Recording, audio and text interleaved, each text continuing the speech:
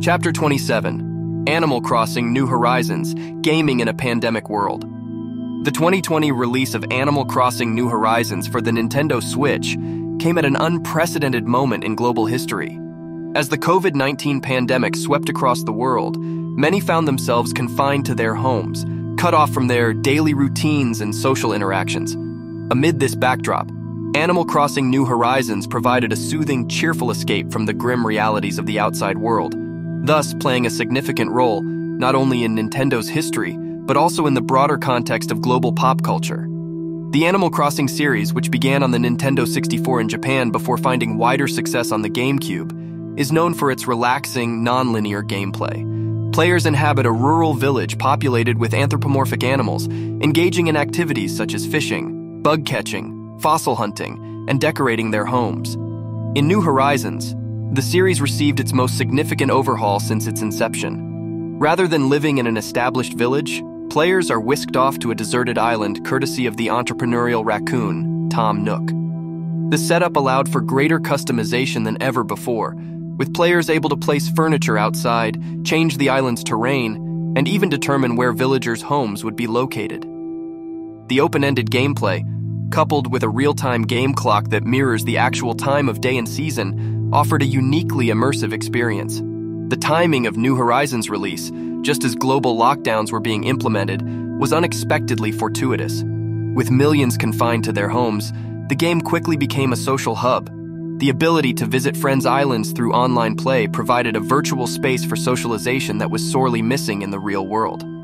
Many players used the game for everything from birthday parties and weddings to graduations and museum tours, offering a sense of normalcy and connection in a time of widespread isolation. The social impact of Animal Crossing: New Horizons was complemented by phenomenal sales. It became one of the best-selling games on the Switch and one of the best-selling video games of all time. The game's success also led to a surge in Switch console sales, with demand so high that shortages were reported worldwide.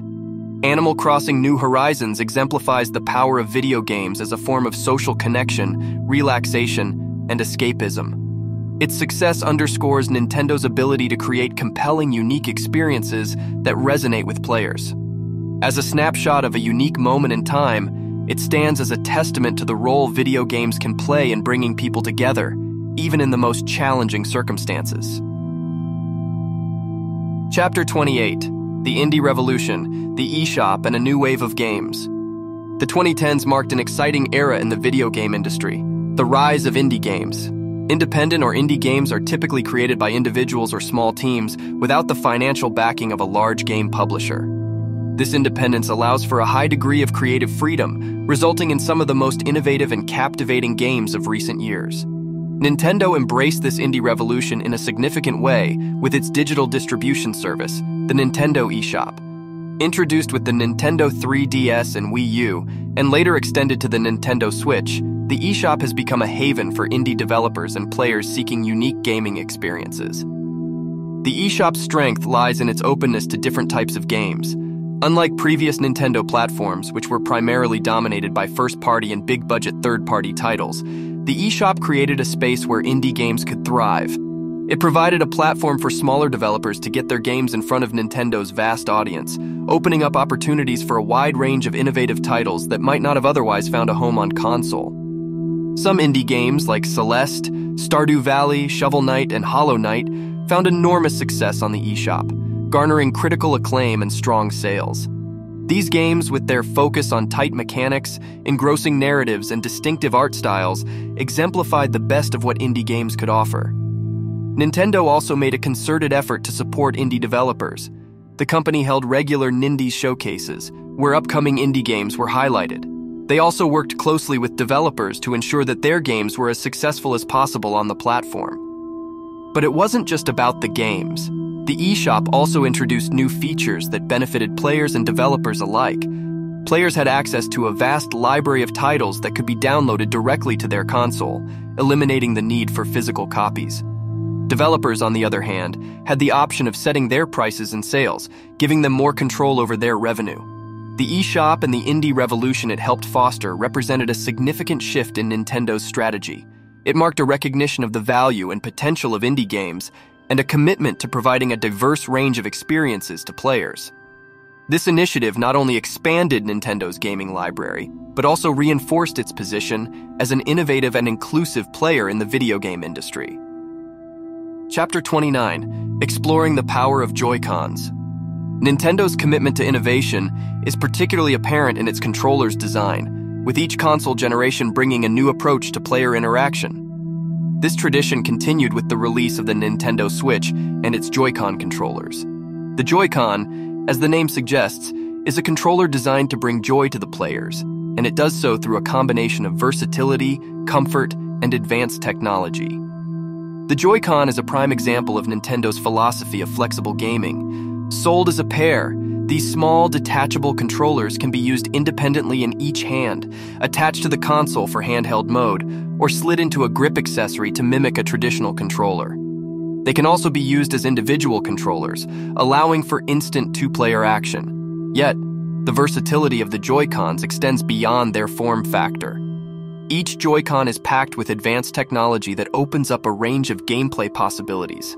They include standard features like an analog stick and an array of buttons, but also more innovative features like an accelerometer and gyro sensor for motion control gaming. Perhaps the most exciting innovation is the inclusion of HD Rumble, a sophisticated haptic feedback system. It can simulate a wide variety of sensations, from the feel of ice cubes clinking in a glass to the sensation of a swarm of bees buzzing inside the controller. This feature adds a whole new dimension to games, making them feel more immersive and realistic. Moreover, the right JoyCon is equipped with an IR motion camera that can detect the distance, shape, and motion of nearby objects. This feature was notably used in 1-2 Switch, a party game where players competed in a variety of mini-games that showed off the JoyCon's capabilities. However, the JoyCon's journey has not been without bumps. The controllers have been criticized for their lacking durability, with some users experiencing what is known as JoyCon drift, where the analog sticks register movement without any player input. While Nintendo has addressed these issues and offered free repairs, it has been a recurring concern. Despite these issues, the JoyCon controllers represent Nintendo's enduring commitment to pushing the boundaries of interactive entertainment. Whether it's through their versatile design, their advanced features, or the sheer joy they bring to players, the JoyCons have undoubtedly left their mark on the gaming industry, reinforcing Nintendo's reputation as an innovator and trendsetter.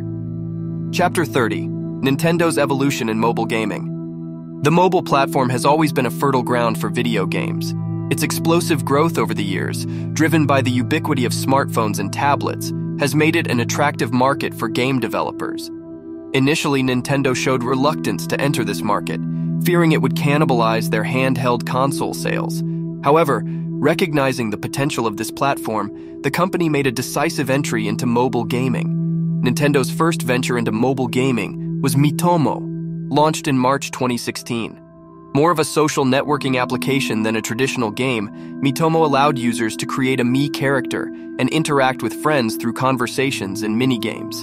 Although not a massive hit, Miitomo demonstrated Nintendo's willingness to experiment in this new territory. The company's next mobile venture, Pokémon Go, developed by Niantic and published by the Pokémon Company, in which Nintendo has a significant stake, was released in July 2016. This location-based augmented reality game, which involved catching virtual Pokémon in the real world using smartphone GPS, became a worldwide phenomenon. Pokémon Go was lauded for promoting physical activity and for its novel use of augmented reality, solidifying Nintendo's presence in the mobile market.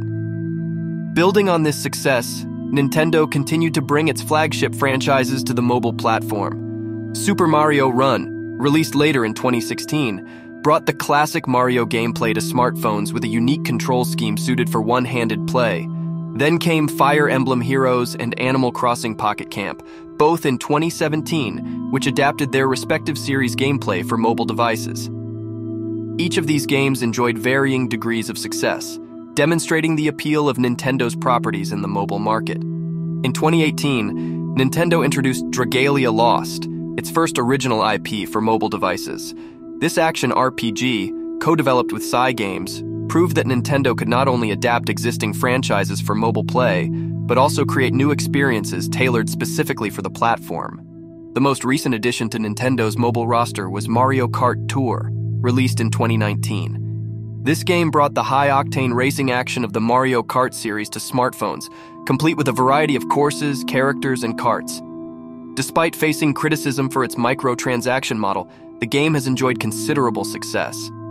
In 2022, Nintendo reportedly reached a total of $1.8 billion in revenue from its mobile games, which include Super Mario Run, Dr. Mario World, Mario Kart Tour, among others. In June 2023, Mario Kart Tour gained a new city circuit in an upcoming Night Tour update. However, there are reports suggesting that Nintendo might be stepping away from mobile games. The company's future plans for the mobile gaming landscape remain uncertain, but one can only expect that they will continue to bring their innovative spirit and beloved franchises to our screens, whether they be on consoles or mobile devices. Chapter 31, Future Directions. What's next for Nintendo? As we stand at the precipice of the future, one can't help but wonder, what's next for Nintendo? A company renowned for its innovation, creativity, and relentless pursuit of fun, Nintendo has always managed to defy expectations and surprise its audience. The first area where Nintendo could potentially make waves is in the world of virtual reality, VR, and augmented reality, AR. While Nintendo has traditionally been reluctant to jump into the VR and AR space, citing concerns about user experience, recent patents and comments from company executives suggest that they are actively exploring these technologies. Will we see new VR and AR experiences from Nintendo in the future? Perhaps a system that combines the company's expertise in hardware design with its creative game development? Only time will tell. Nintendo's foray into the mobile gaming market, as discussed in the previous chapter, is another area to watch. The company has already demonstrated its ability to translate its popular franchises to the mobile platform and to create engaging new IPs. How Nintendo continues to innovate and grow in this space, particularly in relation to its console business, will be fascinating to observe. The potential integration of cloud gaming into Nintendo's strategy is another intriguing possibility. While the company has so far been quiet on this front, the growth of cloud gaming could push Nintendo to explore this technology, potentially leading to new ways of delivering and playing games. In terms of specific game releases, 2023 is set to be an exciting year for Nintendo fans. The company has a lineup of highly anticipated games, including The Legend of Zelda Tears of the Kingdom, Everybody 1-2 Switch, Pikmin 4, and Super Mario Bros. Wonder, among others. As for the Nintendo Switch, while there were hopes for a new iteration of the hardware in 2023, Nintendo's president Shuntaro Furukawa confirmed in the company's annual financial report that there are no plans to release a new version this year. However, the future of the Switch remains bright, with the potential for new hardware iterations, expanded services, or even a successor system that carries forward the hybrid concept in the coming years. In fact, some analysts predict that Nintendo's next console, which is not expected to be a simple upgrade of the Switch, could launch as late as 2024. Beyond specific technologies and platforms, the future of Nintendo will undoubtedly involve new games, characters, and experiences. Whether it's the next entries in the Mario, Zelda, or Pokemon franchises, or entirely new IPs, these games will continue to embody Nintendo's unique approach to game design, delivering fun and memorable experiences to players. In the end, the future of Nintendo is like one of its games, full of possibilities, surprises, and excitement. As fans and players, we can look forward to the next level in Nintendo's history, ready for the company to once again redefine our expectations of what video games can be. That's it for this quite comprehensive history of arguably the most successful and influential video game company ever. Thank you for listening, and I'll see you in the next video.